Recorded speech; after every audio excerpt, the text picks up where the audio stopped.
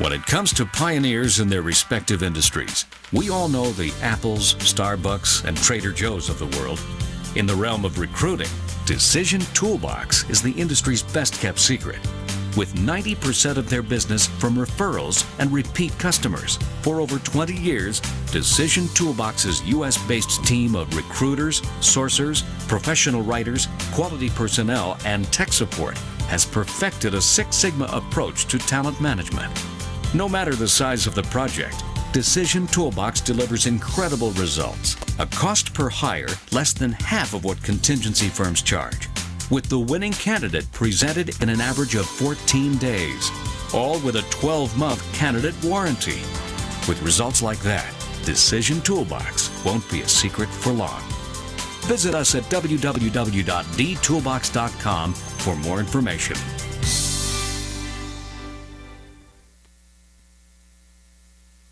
Richard Franzi is a highly sought-after keynote speaker on topics of interest to CEOs of middle firms across North America. Richard's talks include Killing Cats Leads to Rats, a fascinating look at how unintended consequences of CEOs' decisions impact their firm's performance. Your Gray Matter Matters, which explores how a CEO's mindset can differentiate a middle market firm and define its culture. Richard delivers talks to a variety of audiences, ranging from executive team retreats to keynotes in front of hundreds of CEOs. To learn more about his talks, visit criticalmassforbusiness.com and select the contact page or call 949-887-4104.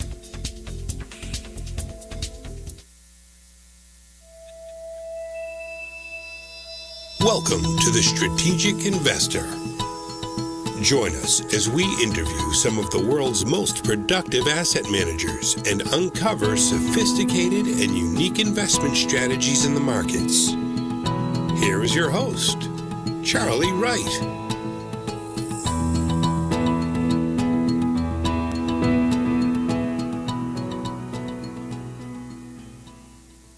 Use the Premier Rewards Gold Card from American Express. The rewards points can keep on multiplying. Buy 3 with triple points on airfare. Buy 2 with double points on gas and groceries. And a single point for pretty much every other dollar you spend on the card. Then, start choosing from over 1 million rewards to redeem all those points. Apply today and the annual fee for the first year is on us. Call 1-800-AXP-GOLD or visit axpgold.com. The annual fee for the card is $175. See terms, conditions, and restrictions at axpgold.com.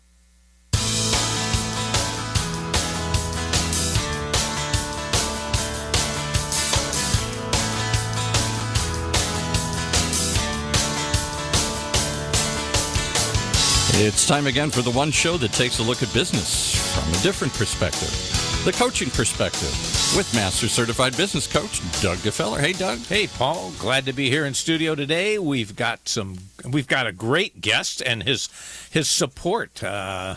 He's got a whole staff of people. A whole staff of people. I mean, when you bring your wife along, is that a groupie? Is that a staff? I mean, how do we describe that? We have Adam. I like the fact she's telling him to sit up straight and everything. That's a converted groupie. Converted. We have a professional in our midst here today in terms of podcasting and also an expert in terms of sales, Adam Urbanski.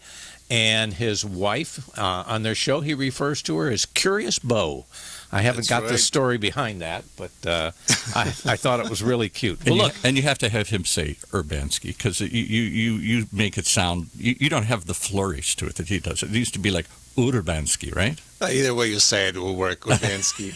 It's so funny. I'm so used to saying it, like, how do you pronounce it? Urbanski, that I forgot how to say it actually in Polish, That's why I say, Bo, how do we pronounce our last name? Well, look, you're in for a real treat today. Our guest, Adam, built his first $1 million business in under 10 years, starting with only $194. That's $194. And a very limited ability to speak English. I would not have guessed that. Which has not changed. Today, Adam coaches over 100,000 service professionals and entrepreneurs on how to turn their business into an automated, client-attracting, money-making machine. Entrepreneurs from all over the world call him the millionaire marketing mentor, and he's the go-to guy for professionals who want to grow their business, build their authority brand, attract more clients, increase sales, make more profits fast, and on and on. Best-selling books, famous podcast series, interviews. I mean, usually I struggle, Adam, to get the background information for a guest that's going to be on the show. In your case, I didn't have time to read all the stuff that's available on social media about thank you. I appreciate it. This means our presidential propaganda is working at its best right now. It is absolutely working at its best. Well, look, let's find out a little bit about you before we get into today's topic. Tell us about, what brought you to this business. Oh, wow, to this business. Man, that is a loaded question. Where does one even start with this? So I used to be in the restaurant business, and about 2 or 3 years prior to selling the last store, we brought a consultant who got us into self-growth. And I was so fascinated by this whole process of, using your mind to control your reality, so to speak, that everything starts with your thoughts. That I thought, man, like everybody has to understand this. So my original idea was, let's sell a restaurant business because I can't make enough impact there, and let's work with companies and let's help executives communicate better and teams be more productive. What I quickly realized were two things. Number one, I hated corporations because I was always a small business guy. So decisions are always made quickly, and you always make decisions in terms of like, what's the best thing to do? And you work with larger companies, so that often decisions are made like, let me just cover my assets and hopefully I won't get fired. I don't work with any companies that large, please. Some of them may be listening. But they're more concerned about making the wrong decision rather than making a decision and moving forward. They got like months-long meetings to make a decision. Yeah, mature companies get to be risk adverse. Yeah. So that was one thing. And the second thing that I found out is actually my peers, colleagues who were trying to build their own professional practices had zero business background. They were, like in the language of Michael Gerber, they were technicians or tacticians. But in terms of like strategic business thinking, they really never had an infrastructure build where they had to really pay expenses for location, build out a store, and think long term. How do I attract clients? How do I retain clients? And that's the expertise that I did have. We bought, grew, sold companies. So I thought, why don't we just help the entrepreneur folks, because I can relate to them. I love it. So long story short, here I am. Well, and I love consultants who have been in the trenches and started their own businesses and been through that. How do I make payroll this week? And struggle. And you did extremely well in the restaurant business, if I remember the material. We did very well. And again, part of it was, the company called Zappos. Yes. And so I took a number of my clients on Zappos tour a few times in the past, because Zappos, I call them like a Disneyland for entrepreneurs, at least before they sold to Amazon. It was fascinating to see the inside culture. Now, in the restaurant industry, you've got employees who are 16-year-old, 17, 18-year-old, right? And many of them will come for an interview, and you ask them, why do you want to work here? And they'll say, my mom told me to get a job, right? Not very motivated. So Zappos is famous for putting their employees through like the first 6 weeks of training and then offering a payout if they don't want to work there. I've read that, right? Yeah. So I think that back in 97, 98, we had a deal with our employees. So imagine a 6-year-old pimply kid comes to work for you, and we said, look, here's the deal. We're going to put you through a 4-day training, which costs $400. Now, to them, it's like, oh, $400. Now, look, we're going to cover the training fee. Now, at the end after the 4-day training, you're going to realize certain things about yourself, about our company, and you're going to either say, you know what, I'm going to work here, this is great, I'm going to love it, or you're going to say, you know what, fast food restaurant, this is not for me, I want to do something else. So if you choose to work for us, what will happen is you will owe us half of the $400, $200, and we're going to take it out of your paycheck like in $25 increments. Okay. If you choose to, after the training, if you choose to go, that's great. You owe us nothing. We eat the $400, you're free to go. So, what that resulted is employees who really became, and the training was, PSI, kind of like Landmark. Okay. Right? So essentially we put them through Landmark-like training. So imagine, for a 16-year-old kid, that's really a big deal. It's like they all of a sudden become awakened, like, wow, Yeah. So they became a lot more involved in our company. They started taking initiative. And to me, I always looked at an employee that age, and I had two responsibilities to them. Number one, to help them realize they didn't work for me, they worked for themselves. And number two, that they have a power to make a difference in someone's life. So we had, a pissed off customer that spilled coffee on the shirt and the bagel wasn't done the right way, and they were all like, possessed by demons. And here's a 16-year-old kid looking, going like, look, I know you've got a bad day. Is there any way I can make it better? And the person instantly stops, goes like, whoa, I'm sorry I've been, not nice to you. And yeah, it's like they have a power to change someone's day rather than being influenced by someone's bad day. So I think that make a big difference in our business. We treated our fast food restaurant as, white tablecloth business. Okay. So, all right. So that's kind of what got you to what you're doing today. But I'll tell you honestly, I'm not entirely clear. I wouldn't want to have to explain what it is you do to the audience without your help. Neither would I. It seems like there's some multi-things going on here. So tell our audience, what do you do today? What is your business model now? Yeah, so we primarily work with, this is a very good point. We have actually three types of audiences. So one of the audiences is professionals who, mainly coaches, consultants, who are passionate about making a difference, but they couldn't attract clients if their life depended on it. So we train them how to build a marketing system, how to turn the passion into a marketing message and turn it all into a machine that systematically, consistently provides them with leads and clients. So that's the first level of training, is how I attract clients like crazy program. The second level of training... Can I stop you as we go through it? Is this a one-on-one training, or is this a group training? Is this an online training? How do you do this? It's all group, and all of our trainings are structured in a very similar way, where the training part is pre-recorded. Yeah. And part of it is just audio, part of it is audio and slides. Some of the trainings are actually kind of like sitting in a workshop where you see actually me, and we either have a whiteboard or just me talking to them on screen, walking them through the concept. So the core training is pre-recorded. Okay. And then all of our trainings are funneled to pretty much just once a week coaching call where we coach people in a group format. Perfect. Okay. Thank you for explaining. Yeah. So that's one of your three legs here. So one of the legs is you have people that just need to learn how to market. The second leg is people that now they've got some business going on and they want to create a little bit more leverage. So they're looking at replicating what we've done, offering group approaches, or even in solo environment. But they've grown beyond just attracting clients. They realize they really provide transformational services, and they want to be compensated appropriately. So we call it our big ticket sales machine. And we essentially teach them how to take whatever they do and package it in such a way that it can be sold for more money to a higher end clientele. Okay. And same kind of method for training. Same method. All right, perfect. Oh, and then the last, yeah. So that's the second. So what's the third? And the last one is really the highest level of folks. And we call it our Masters Forum. And at that level, I don't know if you're familiar with Guy Henricks.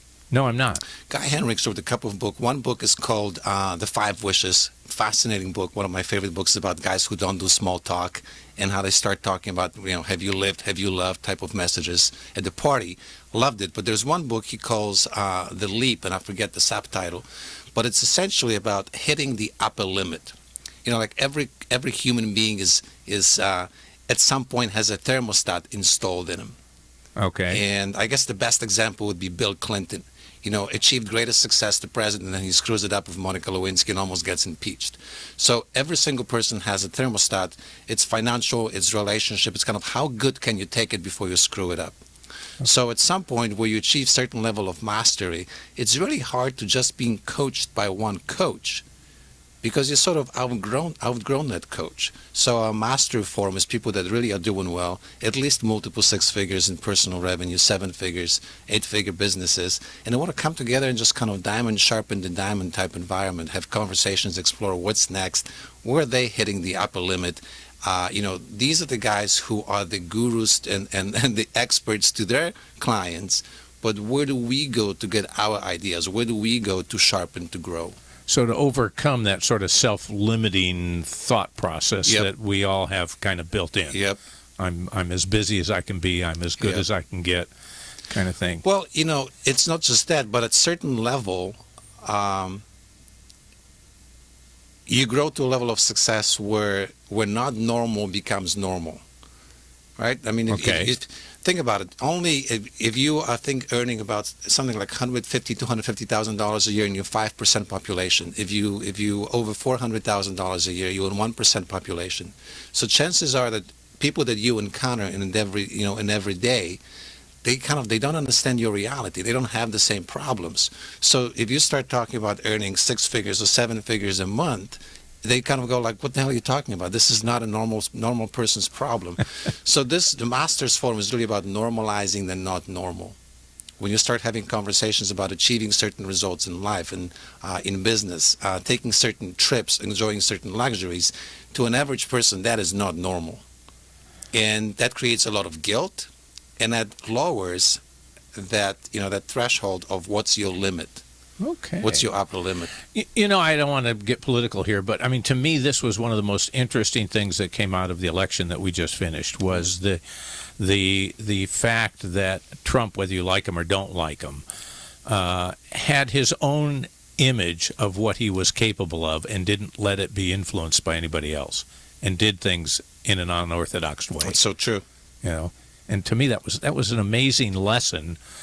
I don't know that I want to call him my role model, but was an amazing lesson about the ability to have confidence in what you can do. And that's what I hear you kind of saying about your masters. Yeah, that's so true. And it's funny because we just did a training for our clients, and we talked about 8 lessons to learn from the presidential campaign. And one of them was Trump's ability to strategically position himself as a I don't really care kind of guy. And, he upset it pretty much. I call him the equal opportunity insulter. If you have a spine and you can fog up a mirror, chances are you were insulted by Trump in some way, shape, or form. But, his persona is that he can absorb it and he actually thrive on that type of characteristic rather than being crushed by it. Absolutely. There is a question we have asked every guest that's been on the radio show, ever. We've had no duplicate answers. I'm crossing my fingers here. What is your guiding principle? What's your true north? What is it that absolutely holds you together, consistent, balance, no matter what you're doing, where you're doing it? I think it definitely... Besides Bo here. Right? Besides Bo, that's definitely my North Star. I think if you asked me that a few years ago, it would have been different. But today, I think it's compassion. Or striving for compassion. And number one, I'm the guy who beats myself the hardest. So I had to learn compassion for myself. And number two, it's, because of that, it's compassion for other people. Just to kind of illustrate what I mean, we just did our live event and we looked at our binders and Bo said, you like, what did you say, Picasso or Van Gogh? So you've got like color periods, because we look at our binders and it's like we've got a green period, an orange period, and a red period, and a blue period in terms of our materials. But the funny thing is that about 5, 6, 7 years ago, I kind of called it my angry Adam period. So people would come to our live events and they would stand up in front of a microphone and ask questions and ask for kind of impromptu coaching. And man, I would rip them to shreds. I would be so insulting and so abusive. And you would think that, you do it to one person and no one else gets up to the microphone and wants to ask a question. Oh, they're done. Well, the reverse is true. You're ripping one person to shreds in front of an entire audience, in front of 100 people in the room, and then the line becomes 20 people deep. I'm like, what's going on? This is fascinating. But it wasn't their need to be abused. It was my need to abuse. So someone would step up to the microphone and said, Adam, I live in a dungeon, and I would like to move from the dungeon and live on a ground floor. How would I do that? And I would tell me a little bit more. And as they uttered the first 2 sentences, I would go, oh my God. You live in a dungeon, but you live in a 50-story skyscraper. Let me take you out of the dungeon and let me take you to the loft, because that's where you belong. And people go like, well, no.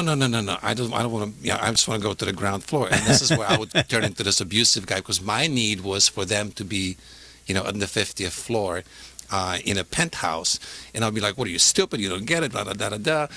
So the fascinating part is that it wasn't about them, it was about me, and I had to learn that it's all about compassion. If you want to get out of the dungeon into the ground floor, great, let's get you there. And once you're there and you kind of, recognize the lay of the land and you want to get to the first floor then or second, fine, let's take you there. But it's about where you want to be and about what's important to you, not where I need to take you.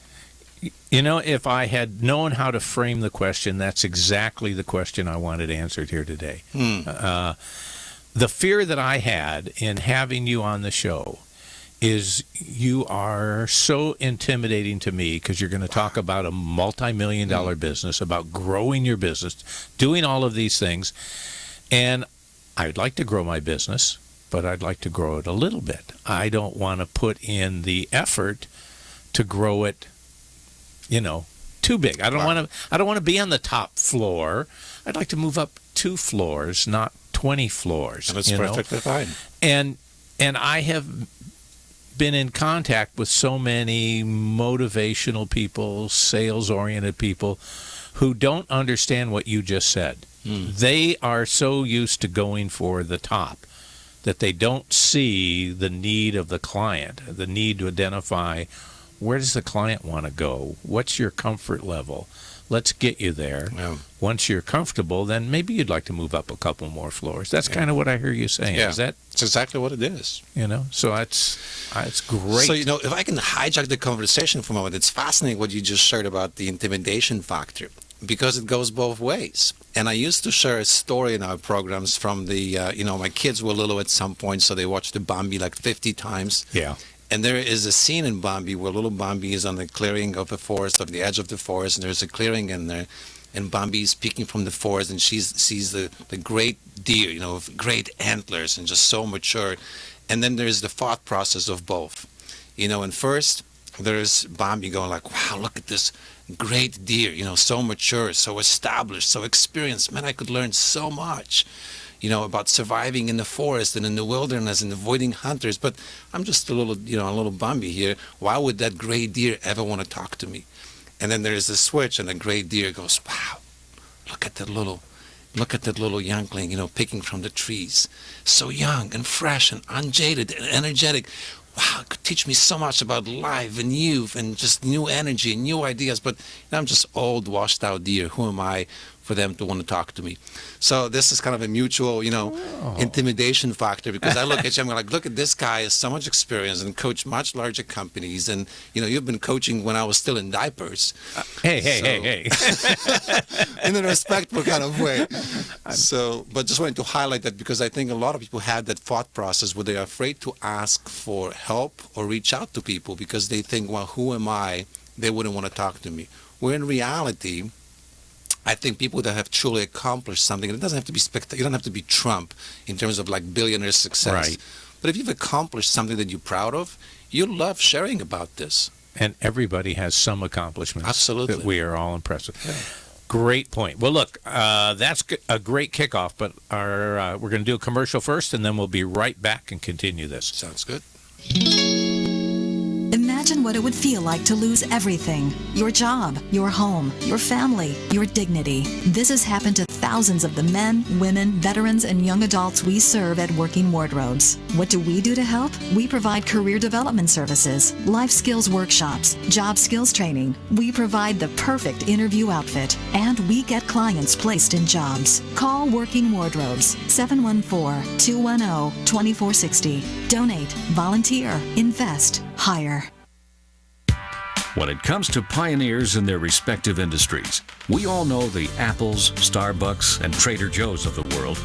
In the realm of recruiting, Decision Toolbox is the industry's best-kept secret, with 90% of their business from referrals and repeat customers. For over 20 years, Decision Toolbox's U.S.-based team of recruiters, sourcers, professional writers, quality personnel, and tech support has perfected a Six Sigma approach to talent management. No matter the size of the project, Decision Toolbox delivers incredible results. A cost per hire less than half of what contingency firms charge, with the winning candidate presented in an average of 14 days, all with a 12-month candidate warranty. With results like that, Decision Toolbox won't be a secret for long. Visit us at www.dtoolbox.com for more information. And now back to Doug and his guest. And we've got Well, you can start that all over again. We've got Adam Urbanski here today talking to us about sales, and we've gotten to know him a little bit in the opening of the program here. So let's launch into the topic. The topic is the platinum effect, how to turn a single presentation into $1 million coaching or consulting business. That's a big statement, Adam. It is. Can you deliver on that? I don't know. We'll do our best, right? I mean, it's all easy in theory. It's an implementation where where things really happen. I think it's like probably the first question people want to know, like, what's the platinum effect, right? Yes. And I don't know about you, but I know personally, and I think it's true for a lot of service professionals, we tend to be very creative perfectionists. So we end up creating something without an end in sight because we want it perfect. We want to make it better and better and better. And then as soon as it's kind of created to the level of satisfaction, we get bored with it and move on to the next idea and start developing the next idea. And I thought about, how do musicians create platinum records? Oh, interesting. Well, they don't write a song, go to a local coffee shop, sing in front of 20 people, and go like, oh, okay, some people liked it, some people hate it. All right, let me go home and write another song, and I'll come back later. Come back later with another song. And again, some people love it, some people hate it, and they go back third week, same thing. They keep writing new songs, singing to the same audience. Instead, they write one song, and then they try to sing that song in front of as many audiences as possible. And it's the same principle in our businesses. So you ask earlier, what programs we have. I have to take a step back because we've created so many over the years before I kind of realized, wait a second, it's one program, and then you have to take it to as many audiences as possible, and that's how you take your business platinum. That's how you take your record, your program, your singing, your song, your music to the platinum level. Okay, let me call you on that. If I look at your Facebook page or your YouTube page, I get topics like the marketing plan, you are in two businesses, marketing tips 1, beginning education, 2, marketing equals education, marketing strategy, focus in business, faster, grow your business faster with 3 profit blah, blah, blahs. How to work with your spouse. I don't know how that got in there. How to grow your audience, connect your tribe, sell out your programs using Facebook Live. How to launch a webinar that gets you known, build your list, attracts high-end clients. 13 marketing lessons, smart. I mean, this goes on and on. Yep. It sounds like you've generated the opposite of what you said. It sounds like you've generated 50 different programs. Not true. I know it can look like this, but not necessarily. So think about the conversation. I'm not trying to embarrass you. That's why it's perfect. It's a perfect question. So think about it in terms of your own business, your own story.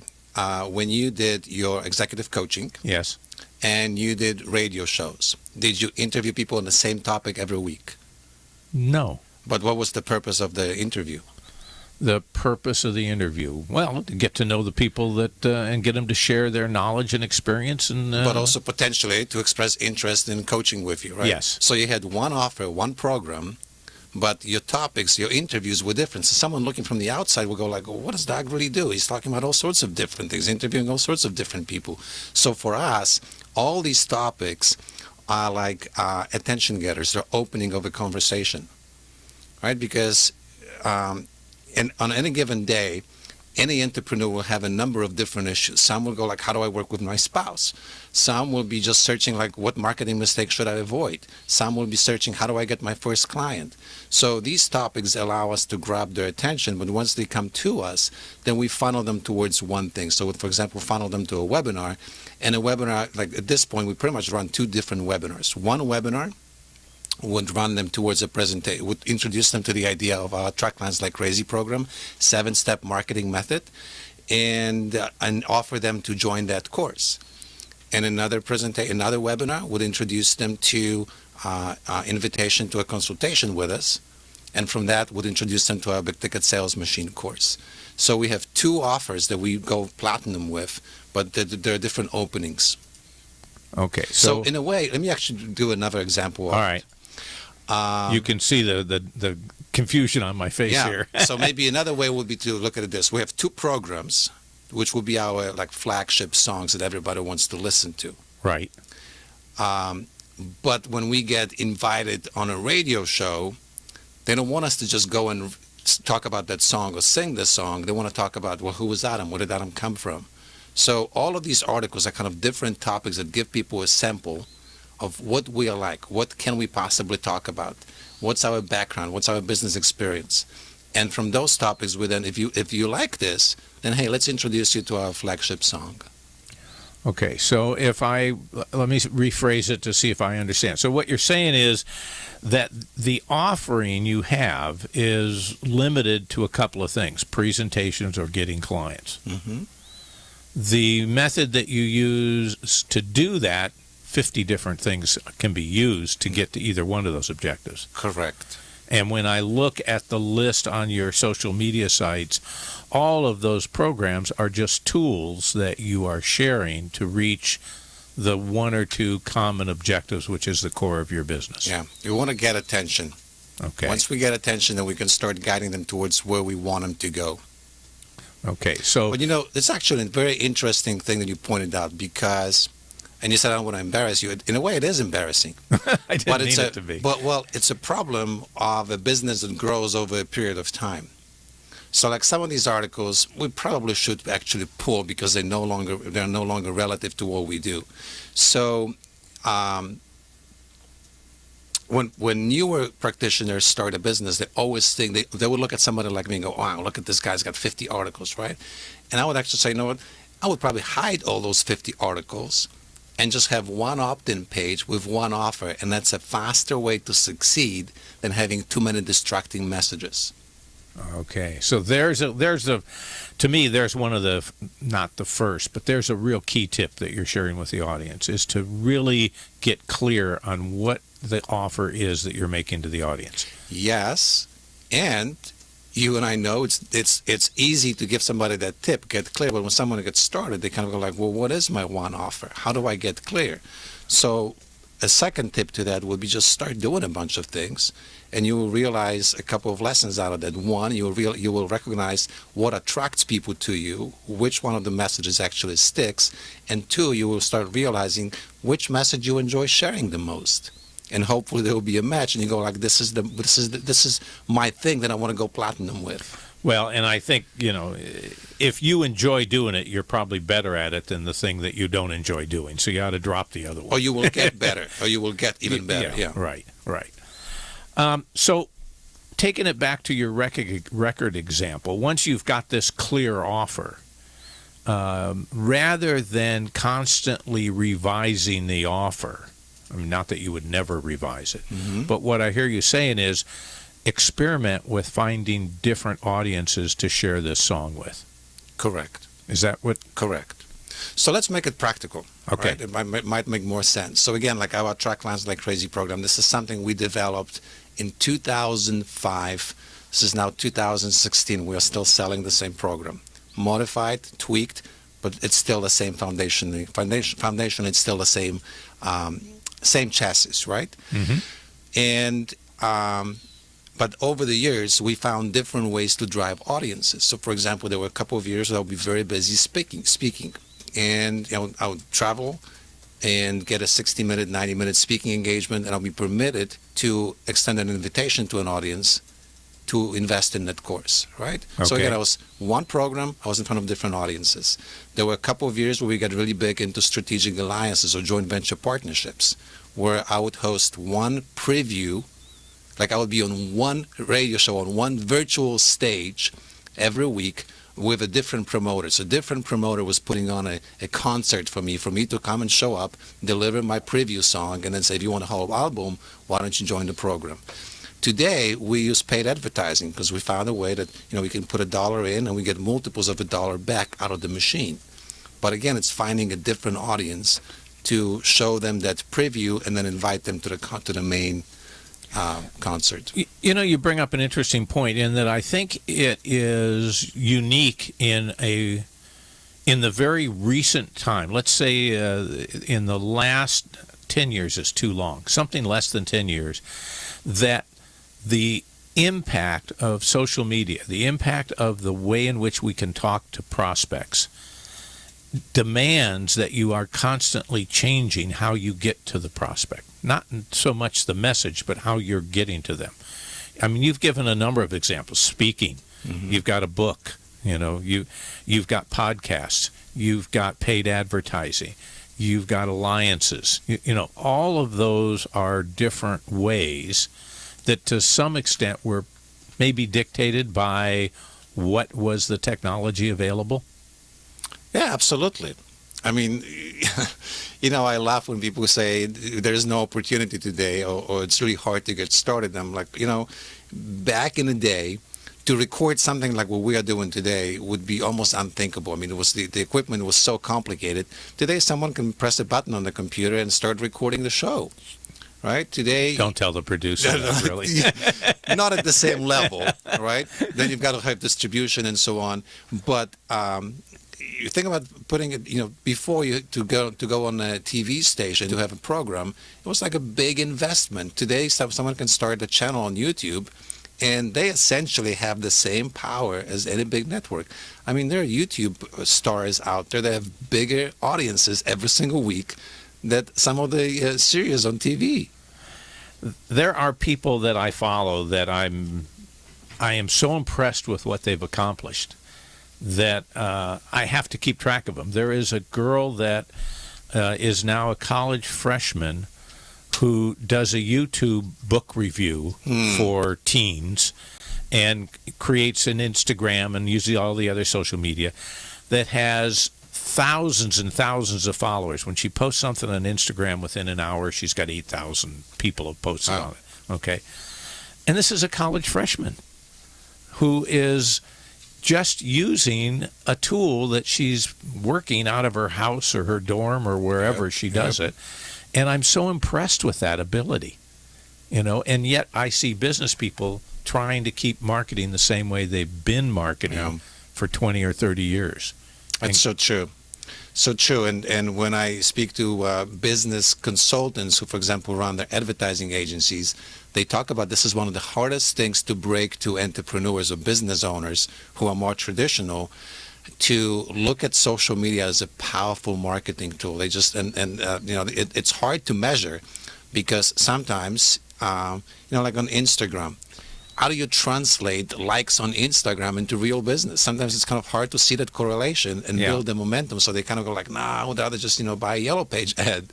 And they don't realize that one is on the way out and another one is on the way in. It's fascinating. So when we're looking at tips we've given to the audience, we've talked to them about get clear on what your offer is. Always. You've talked about the fact that, you are using attention-getting tools to attract people, to attract different groups of people to the same offer. Would that be valid? Absolutely. Okay. When you talked about, how to turn a single presentation into $1 million business, I immediately mentally jumped to, you're going to tell me how to repackage this presentation and sell it to the same people as something different. Mm-hmm. That's not what I hear you saying. Not quite. So again, it's one program, so you have to have your main offer. Yeah. And going platinum means you're putting this offer on different audiences. Okay. Right? So, for example, let's just take our big ticket sales machine program, for example, right? So it teaches people how to leverage what they do and package it into an offer that can be delivered to many people at once as a group coaching program or group training or consulting, and sold for a higher dollar amount up front. So, for example, let's say a coach would work with an individual and charge them, $1,000 a month, right? And all they charge for is, I charge $250 an hour, and I work with people 4 times a month, so it's $1,000 a month fee. And instead, we teach them, you're not charging for time, you're charging for transformation. So what is the transformation that you deliver to your clients? Whether it's weight loss or relationship or business growth, can you translate it into a value that would allow you to ask for more money? So this 3,000, so 90-day program would be 3,000. We would ask, is it possible for you to charge $5,000 or $10,000 for the same amount of time, because you're no longer charging for time, but you're charging for the transformation, for the value. But anyway, that's just the program. That's the offer. All right? Okay. And now, so let's say that we would sell it for $5,000 to a client. How do we turn that program into $1 million revenue stream? We start looking at where is our audience, how do we get in front of them, and what is the process from getting them, from hello to I am interested to I am in. I'm pausing. I'm just letting you catch up. Like, where do we go with this next? Well, let me back. First, I don't want to rush past this point you made. You talked, and this is important for consultants, coaches and consultants, is that get off of the hour kick and instead sell the transformation that you're creating, which means you've got to know how to communicate that transformation, and you've got to be able to deliver that transformation so that you can then calculate the value that it has to somebody. This is such a vast topic. I know. People learn it over a course of years and years and years, but I don't have that much time. We have to. It has to be emphasized. You have to know what problem you're going to solve, what value you're going to deliver, and the amount of time is irrelevant. It's can you deliver on it, and then the only way you can be certain that you can deliver on it. In my book, there are only two ways you can be certain you can deliver on it. Number one is you have a method that systematically can create predictable results, and number two, you only select the right client. Because key point. You can look, a Ferrari can go from 0 to 100 miles in 2.9 seconds, right? With an experienced driver, I put a 9-year-old in the front in the driver's seat. They can't take the car to that speed in that time. They're the wrong audience. And yet consultants and all professionals, we're notorious for this. We're hungry for cash. We'll take anybody for anybody who'll pay. We sign them up, and then they're disappointed. And then we can't deliver the results because they were the wrong client. And very often, many professionals don't have a method to deliver. They wing it. Every single time they reinvent the wheel. And this goes back to the old saying: is there's some clients you can't afford to have. So true. And most people tend to go to, they are too demanding.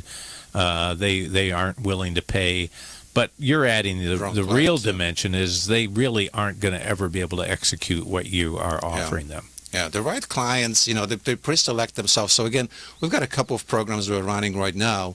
Well, part of this Masters Forum and so on. So people are fascinated because it's not a cheap program to join for a year. It's actually very expensive. And people are fascinated by the fact that it takes us, about 20 to 30-minute conversation for a client to say yes and send us a large amount of money via check or wire transfer. And they get like, how is it possible? Because the materials we put in front of them clearly communicate who it's for and who it's not for. In fact, the materials say this is not a sales package. This is a repellent package. This is supposed to tell you, that you are not the right person. And very few people will go like, I am the right person. And if you are the right person, by the time we get to have a conversation, it's not a conversation about selling you on value or convincing you or overcoming your objection. You already want in. We just want to kind of iron out the last few details. It's like, do I like you? Do you like me? Okay, let's dance. Okay.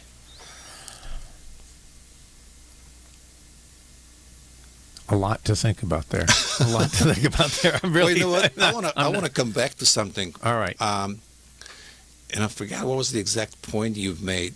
But it's about identifying what's that one thing you can do for people. Right? Yes. So again, I know a lot of practitioners, especially when they're new, but even people that are well established, they still kind of go like, what do I really do? What is the value? And I've coined this term that you want to talk your walk. Like you've heard it, the thing that people say, I thought it was walk your talk. It was, but we flipped it. Okay. It's talk you, because, people would say something, they really talk the walk, right? Or they really walk their talk. Yeah. Which means they've talked about something, and then they went and did it. Yes. Right? Everyone's like, wow, look at this, so amazing. I see amazing. nothing wrong with that. Sounds good to me. Yes, but think about it. What if you've done something as a coach, consultant, advisor? What if you've done something and then you talked about and helped other people do the same thing? It's very different. Because the first means I'm going to teach some theory that I think works. And hopefully it works. And when I see it working, I'm going to apply it for myself. This is, look, they talk the walk. Versus if they... I'm sorry. I get lost in this myself. No, I was with you. This is when they walk their talk, right? Yeah. They've talked about it, and they actually do it. Right. But when they talk the walk, it means they've done it, and now they're teaching it. See, which kind of goes back to what I really enjoyed about your background is that you are a consultant for business people who has run a successful business. Yep. So you walked what you're now talking about. Yep. Rather than the theoretical person. Yep. Who writes the paper on how it should be and then goes out and tries to execute it. It's a it's just this It morning. is backwards. I never thought of it that way, Just but this it morning, is someone backwards. says, what makes you qualify? Why should someone come to you? I said, in terms of big tickets. And I'm like, look, I bought and sold businesses for a lot of money. I've sold license rights to my intellectual property in terms of how to run a restaurant business. So that's a big ticket item that had nothing to do with coaching and consulting. But I agree with you, and I think what robs people of confidence to really approach great clients is that they want to talk about theory and they worry about being discovered.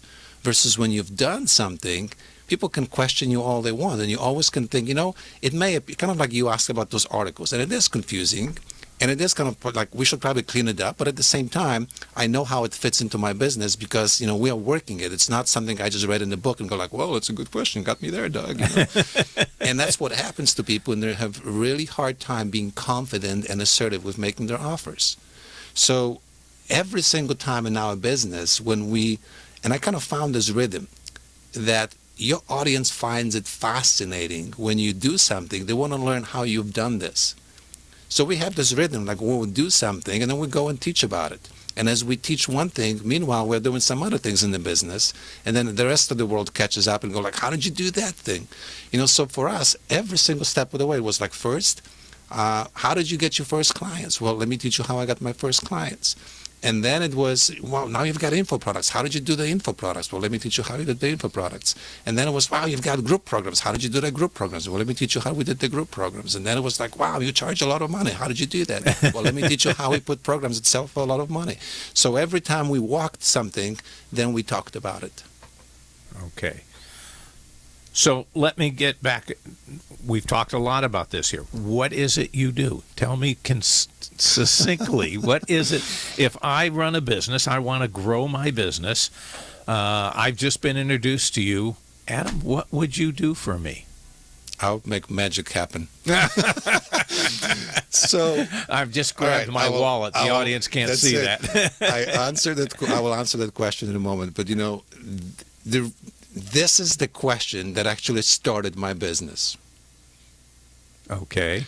When I sold my restaurant and restaurant business, and the first thing I would start doing is hit the local networking scene. And I'll be asked two questions, like, what can you do for me? And then why you? Now, look, I'm in my late 20s at that point. I'll put a three-piece suit and gold watch and a gold ring, and I would still be a 29-year-old stooge with a three-piece suit and a gold ring. That's like, and people would look for a consultant that looks more like you, right? Mature. Now we're down to the gray hair. But they were like, this guy looks like he's got something to deliver. I didn't look like a guy who could. I was too young. I hear what and you're I saying. hated that. So I said, you know what? I'm going to create a system where people will come to me and beg me to do business with us without even knowing what the heck we do. And that's true. Today, we sell a $12,000 a year coaching program. People don't know until email number 7, which happened somewhere about 10 days after they've given us the money. And the email says, here's what you actually sign up for. They have no idea what they bought. By the way, most of the time, they've only heard me on a webinar. They never met me in real life. They never talked to me because they talked to one of our enrollment consultants. So it's like sight unseen, never talk to me. We don't have a relationship. They give us a lot of money. They don't know what they bought. But something motivated them to buy. So what we sell is kind of whatever you want to look at, money in advance, more successful business. We will get you a client. We'll teach you how to take your passion, turn it into a real business. If you have a business, we'll show you how to take it and turn your actual business, what you do, into an actual machine that attracts clients. If you have that in place, we teach you how to leverage yourself so your business no longer depends on you trading time for dollars. So you see there are stages. First, let's get you clients. Second, let's take what you do and create a system for getting clients. And then third, let's leverage your business to the point where it becomes your profit, wealth-generating machine that's automated. Okay. And I think what you continue to ask for is kind of like, show me, like, how do you do this? This is what people typically ask, and they think that the customer actually wants the response, how do you do this? like, well, I'm going to coach with you. They really don't. They want to know what problem are you going to solve for me. And you just very clearly outlined that. 3 things. You're going to show me how to get clients. You're going to develop a system once I've got clients for perpetuating that. Yep. And then you're going to show me how to leverage what I've got into making even more money and exposing it to more audiences. That's it. I love it. Great. Oh, Look, man, I was sweating here. I had to stall to come up with this. I'm sorry. I'm having a slow day. You're having to talk slower. I'm loving it. Thank you. Hey, look, we're getting ready to wrap up here, so I want to be sure that we've covered what you wanted to cover. What else do you want to share with our audience before we wrap this up? I think we pretty much nailed it. If anything, if I could bring just one final example to illustrate what I mean, that you take one message or one presentation and turn it into a 7-figure business. I know it's confusing. It's a big promise, right? So again, let's take one of our courses, Attract Clients Like Crazy. 1 year, we brought over 7 figures doing 50 webinars a year. Okay. Now, the webinar is the same webinar. Every week, we had a different partner that introduced us to their audience. Oh. All right, so it's the same So webinar. you shifted audiences. That's it. So this is one So this song. is the singer with the platinum song Exactly. going from cafe to cafe singing Exactly. to a different audience. Or on a different radio station, right? Okay. Or a different stadium filled with audience. So every single week, we looked for somebody that had an audience to put in a stadium, and we just showed up and sang the song, and at the end said, hey, buy the whole album. So that's just one example. By the way, we developed this 8 years ago. I'm using the same presentation today. And out of 100 people that show up for that webinar, 33 convert into customers. 8 years later, the same song.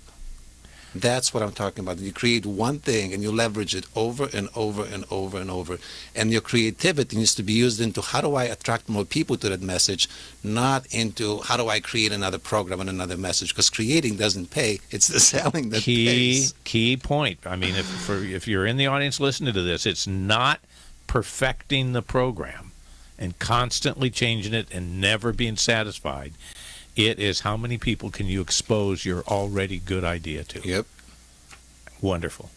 How does somebody get in touch with you? I mean, they're going to be ready to sign up and want to know about these 3 programs. How do they get in touch with you? How do they find you? Go to Google and type in God, and I'm going to come up. And then I wake up, right? No, just themarketingmentors.com, THEmarketingmentors.com. Themarketingmentors.com. I'll put that on the podcast. Just other than that, just search Adam Urbanski, and I should come up. Or Adam Urbanski Marketing, I should come up. Find me on social media. Facebook is my playground. I love being there. So connect with me, say hello, send me a message. I love it. Facebook, LinkedIn, Twitter, Facebook Live. All of those things. All of them. You're on them all. Adam, it has been a pleasure having you on the show today. I really appreciate you taking the time to join us. I want to welcome you to the Coaching Perspective radio community. Thank you for having me. It's been a pleasure. Well, look, I hope that you've enjoyed the show today. If you're listening to our podcast, and I want to thank you for visiting our website, thecoachingperspective.com. While you're there, be sure to check out our archives for other shows with equally good guests, or almost as good, whatever, maybe better, who knows. And speaking of guests, if you'd like to be on the show, we're always looking for coaches, CEOs, and HR professionals to interview. Just send me an email, doug@thecoachingperspective.com. Well, I hope you've enjoyed the show today, that the discussion has provided you with some new ideas and information that, as Adam puts, you can put to use immediately to identify and achieve your goals. It's all in the execution. Have a great evening.